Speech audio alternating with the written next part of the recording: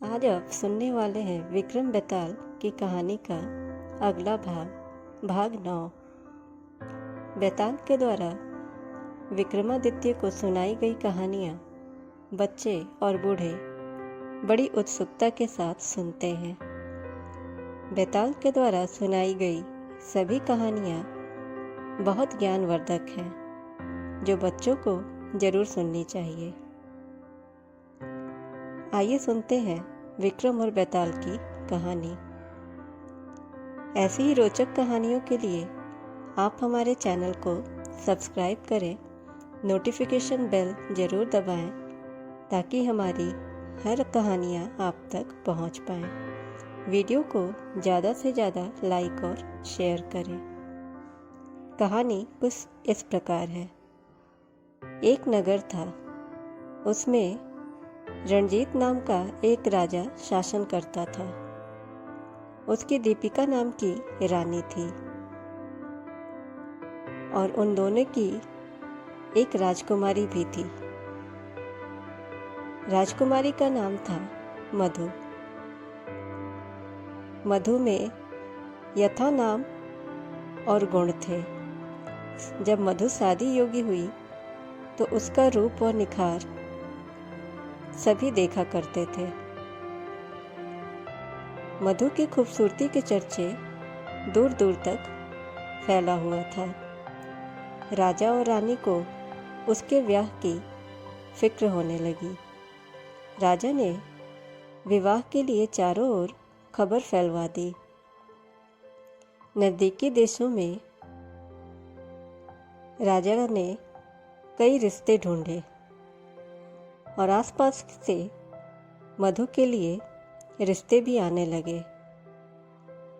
दूर दराज के राजाओं ने भी अपनी अपनी तस्वीरें बनवाकर मधु के विवाह के लिए भेजी, पर राजकुमारी मधु को उनमें से कोई भी पसंद नहीं आई। तब राजा ने मधु से कहा, बेटी कहो तो मैं तुम्हारे लिए एक स्वयंवर कराऊं। लेकिन मधु ने मना कर दिया। वो इस बात पर राजी नहीं हुई। फिर राजा ने तय किया कि मधु का विवाह उसी व्यक्ति से होगा जो रूप, बल और ज्ञान इन तीनों में बड़ा ही निपुण होगा। एक दिन राजा के पास 4 देशों से 4 वर आए।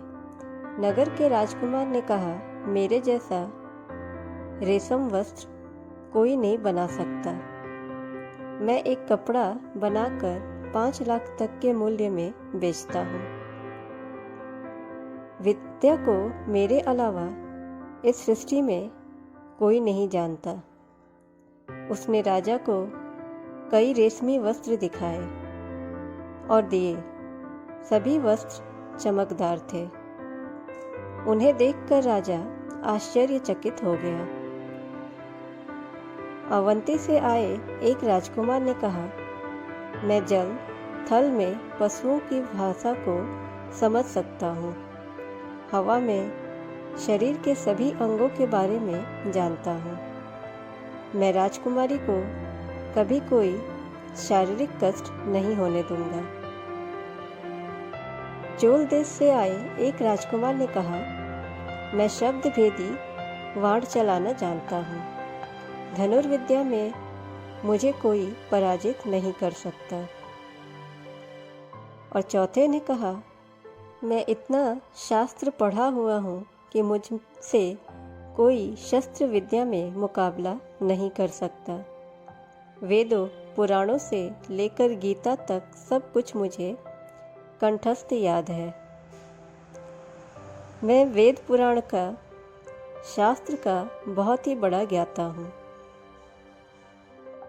उसकी बातें सुनकर राजा सोच में पड़ गए। चारों राजकुमार सुंदर भी थे और एक से बढ़कर एक थे।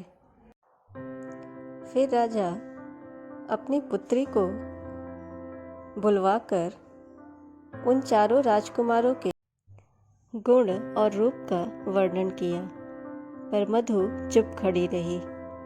बैताल बोला, राजन, तुम बताओ कि राजकुमारी को उन चारों वरों में से किससे विवाह करना चाहिए।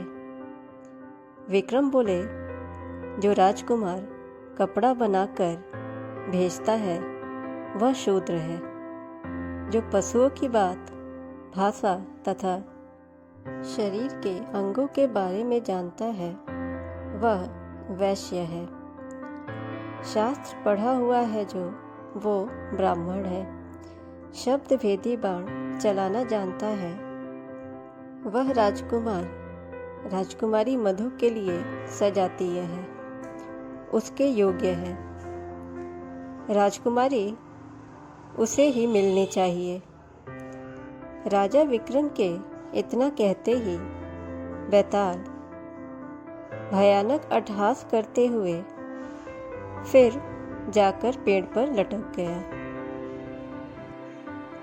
फ्रेंड्स, आप हमें ज़रूर बताएं कि आपको विक्रम और बैताल की कहानी कैसी लगी। अगर आप अगली कहानी सुनना चाहते हैं तो हमारे चैनल को सब्सक्राइब करें और नोटिफिकेशन बेल ज़रूर दबाएं ताकि हमारी हर वीडियोस आप तक पहुंच पाए। वीडियो को ज़्यादा से ज़्यादा लाइक एंड शेयर करें। Thanks for watching.